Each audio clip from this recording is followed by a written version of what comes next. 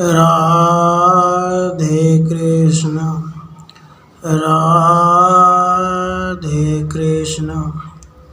अथ एकादश कला तत्व पदार्थ ऐक्य निरूपण। वाच्यरुलक्ष्य लखित तत्व पद लक्ष्य दहूँ कर एक दृढ़ावै। भीन जुधे सही काल सुवस्तुरु धर्म समेत उपाधि उड़ावै। जन्म तिथि लय कारक मायक जानन हार सजी जग भावै। ईश्वर वाच सुहै तदपादहि ब्रह्म सुलक्ष्य उपाधि अभावै। संस्कृति मानत आप ही मैं पर तंत्र अविद्यक अल्प जनावै। तवम पद्यवाच सुजीव विवेचित लक्ष्य सुसाक्षी उपाधि डहावै। वाच दुअर्थ ही भेद भी है पुनि लक्ष्य विभेद न रंचक गावै। ब्रह्म अहम इस भांतु सुजानत सोई पीताम्बर ब्रह्म ही पावै। प्रश्न तत्पद सो क्या है?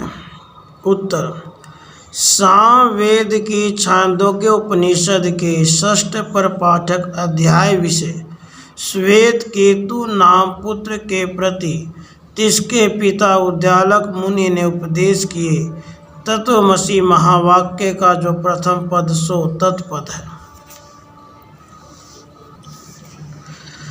प्रश्न तवम पद सो क्या है?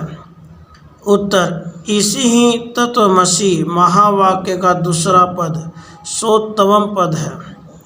प्रश्न वाच्यार्थ और लक्षण्यार्थ सो क्या है? उत्तर शब्द का अर्थ के साथ जो संबंध सो शब्द की वृत्ति कही है सो वृत्ति दो प्रकार की है, एक शक्ति वृत्ति है और दूसरी लक्षणावृत्ति है। शब्द विषय अर्थ के ज्ञान करने का सामर्थ्य रूप जो शब्द का अर्थ के साथ साक्षात संबंध सो शब्द की शक्ति वृत्ति है और शक्ति वृत्ति से जाने हुए अर्थ द्वारा जो शब्द का अर्थ के साथ परंपरा रूप संबंध है सो शब्द की लक्षणावृत्ति है। उसमें शक्ति वृत्ति करी जो अर्थ जानिए हैं सो शब्द का वाच्य अर्थ कही है, ताही को शक्य अर्थ और मुख्य अर्थ भी कहते हैं। और लक्षणावृत्ति करी जो अर्थ जानिए हैं सो शब्द का लक्ष्य अर्थ कही है। प्रश्न लक्षणावृत्ति कितने प्रकार की है? उत्तर जहत अजहत और भाग त्याग के भेद से लक्षणावृत्ति तीन प्रकार की है। प्रश्न तीन प्रकार के लक्षणा के लक्षण और उदाहरण कौन से हैं? उत्तर जहाँ संपूर्ण वाच्य अर्थ का त्याग करके वाच्य अर्थ के संबंधी का ग्रहण हो वो सहज जहत लक्षणा है। जैसे कोई पुरुष ने किसी से पूछा कि गाय का वाड़ा कहाँ है, तब उसने कहा कि गंगा विषय गाय का वाड़ा है। यहाँ गंगा पद का वाच्य अर्थ देव नदी का प्रवाह है, इस विषय गाय का वाड़ा संभव नहीं। या ते संपूर्ण वाच्य अर्थ जो देव नदी का प्रवाह ताका त्याग करी के तिसके संबंधी तीर का ग्रहण है। दूसरा जहाँ वाच्य अर्थ का त्याग न करके तिसके संबंधी का ग्रहण होवे सो अजहत लक्षणा है। जैसे किसी ने कहा सोन दौड़ता है, तहाँ सोन पद का वाच्य अर्थ जो लाल रंग है तिस विषय दौड़ना संभव नहीं।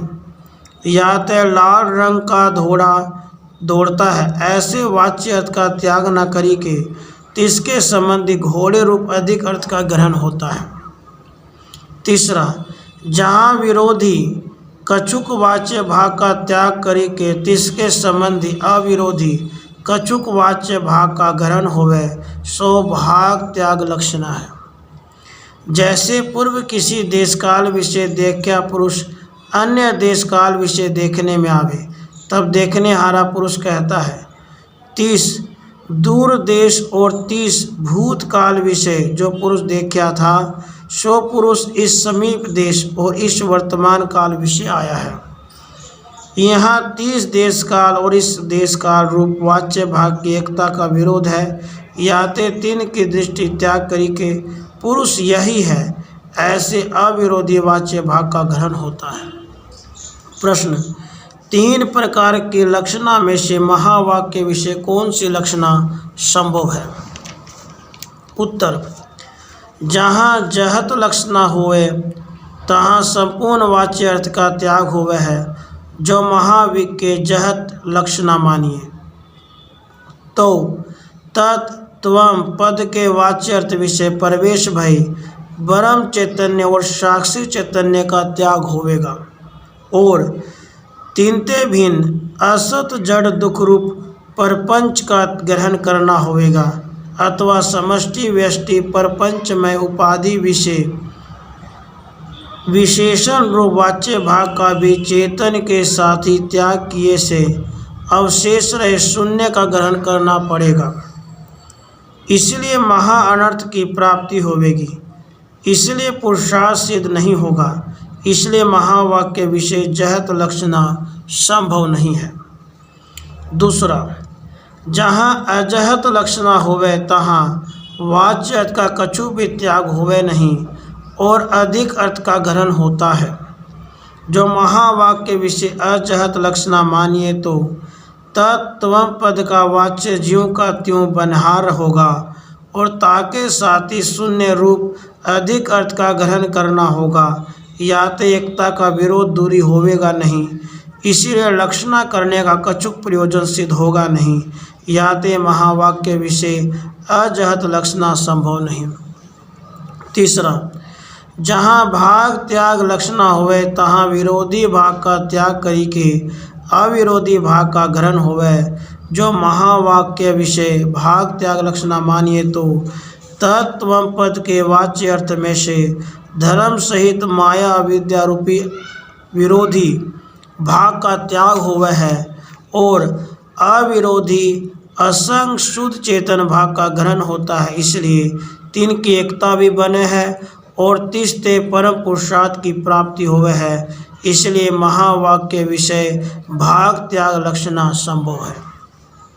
प्रश्न, तत्पद का वाच्य अर्थ और लक्ष्य अर्थ क्या है?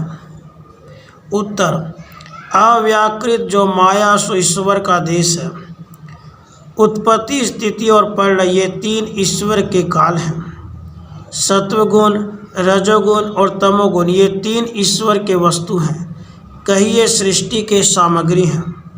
विराट हिरण्यगर्भ और अव्याकृत ये 3 ईश्वर के शरीर हैं।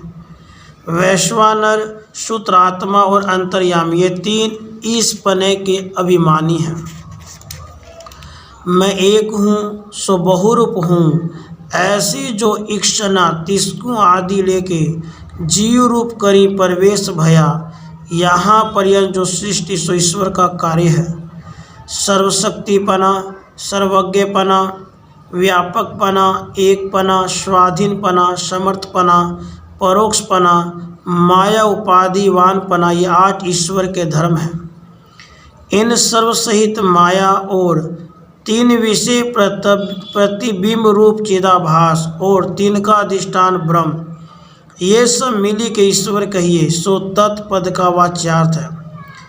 इन सब सहित माया और चिदाभास भाग का त्याग करी के अवशेष रहा जो विराट हिरण्यगर्भ और अव्याकृत का अधिष्ठान ईश्वर साक्षी शुद्ध ब्रह्म सो तत्पद का लक्ष्य अर्थ है।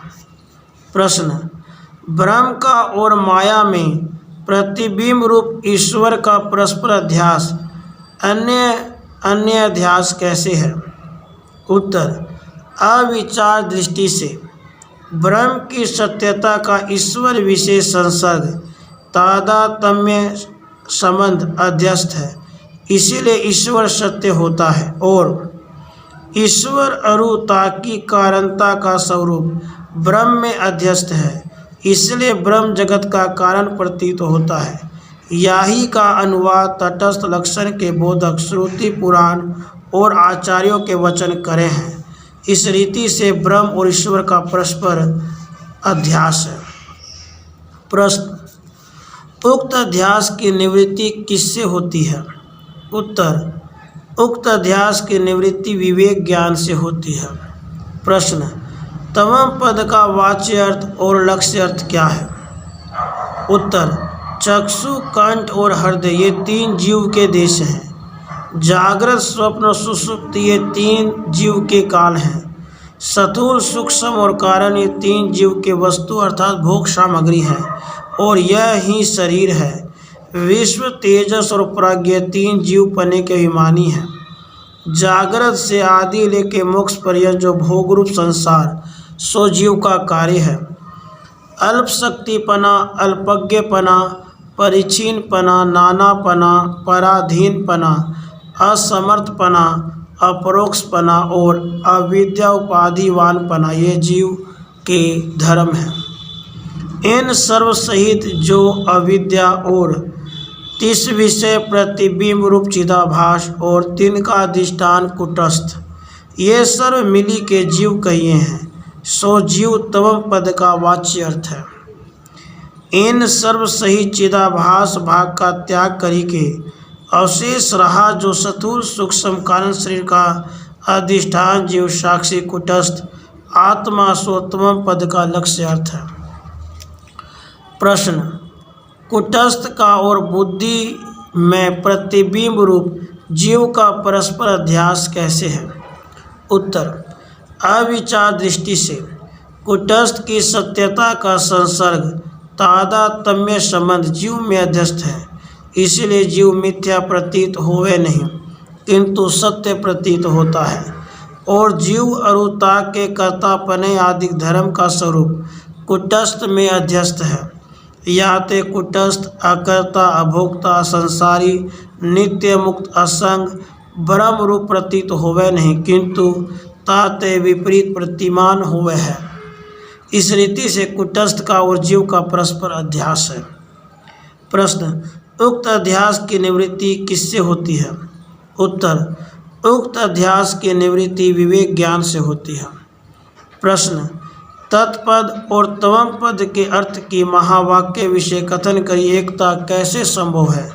उत्तर, यद्यपि तत्पद और तमम पद के वाच्य अर्थ जो उपाधि सहित चैतन्य ईश्वर और जीव है तिनकी एकता का विरोध है, फिर भी तत्पद का लक्ष्यार्थ ब्रह्म और तमम पद का लक्ष्यार्थ आत्मा तीन की एकता का कुछ भी विरोध नहीं।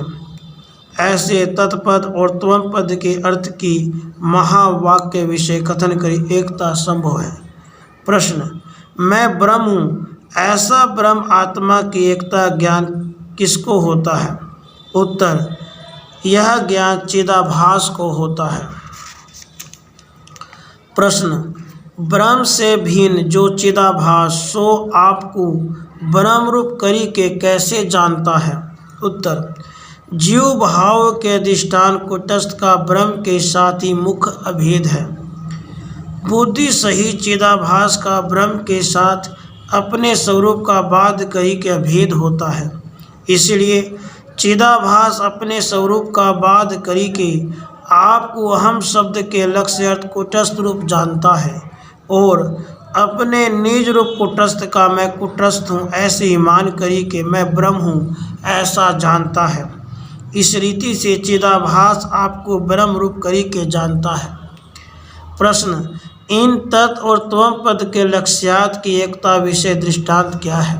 उत्तर, दृष्टांत जैसे घट मठ उपाधि सहित घटाकाश और मठाकाश की एकता का विरोध है, फिर भी घट मठ रूप उपाधि की दृष्टि को छोड़ी के केवल आकाश की एकता का विरोध नहीं। वैसे ही कांच की हांडी और मृत्तिका की हांडी विषय दीपक जलता हुआ तीन की उपाधि दोनों हांडी की एकता का विरोध है, फिर भी अग्नि पने करी दीपक की एकता का विरोध नहीं। जैसे राजा और रबारी भेड़ होवे, तिनकी उपाधि सेना और अजा वर्ग की एकता का विरोध है, फिर भी मनुष्यपने की एकता विरोध नहीं। जैसे गंगा जल और गंगा जल का कलश होवे, तिनकी उपाधि नदी और कलश की एकता का विरोध है, फिर भी केवल गंगा जल की एकता का विरोध नहीं। जैसे सागर और जल का बिंदु होवे, तिनकी उपाधि सागर और बिंदु की एकता का विरोध है, लेकिन जल की एकता का विरोध नहीं।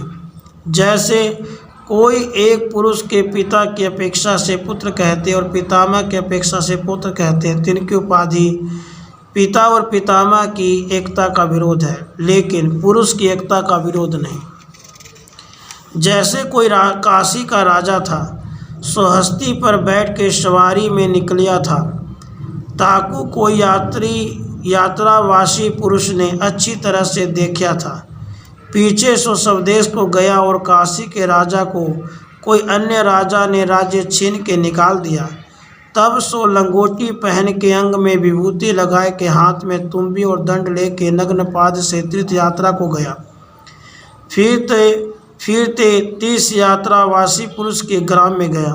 तब तिसको देख के सो यात्रावासी पुरुष अन्य यात्रावासी पुरुष को कहता है कि अपने ते काशी विषय जो राजा देखा था सो यह है।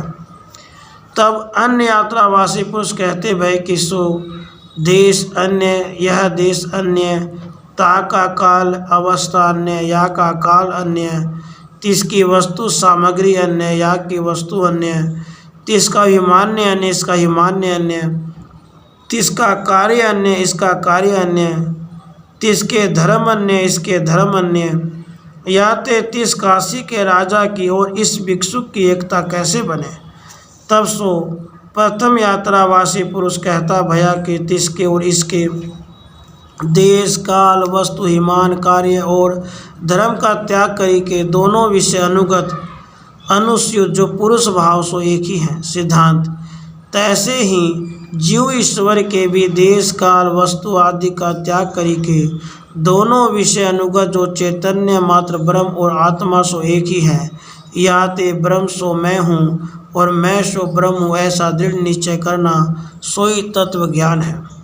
या ही ते सर्व दुखन की निवृत्ति और परमानंद की प्राप्ति रूप मोक्ष देव है, मोक्ष होव है। इति श्री विचार चंद्रोदय तत्वमसि महावाक्यगत तत्वम पदार्थ एक के निरूपणम नाम की 11 कला समाप्ता। राधे कृष्ण, राधे कृष्ण।